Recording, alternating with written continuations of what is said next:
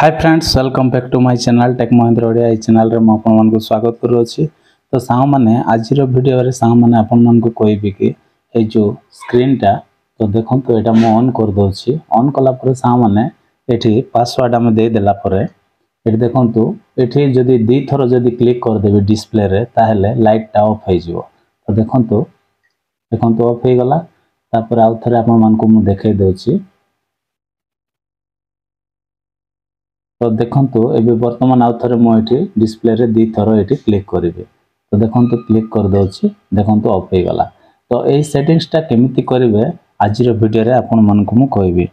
तो चलंतु सा माने आउ देरी न करी हम वीडियो को स्टार्ट करिवा।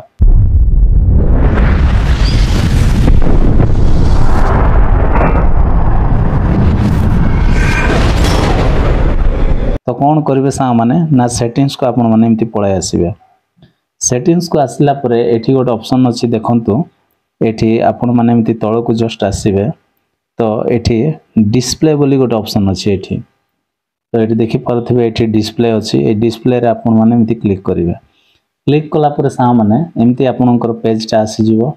आसिला परे एठी कोन करिवे ना एठी देखंतु लॉक स्क्रीन बोली गोटे ऑप्शन अछि। एठी आपण माने क्लिक करिवे।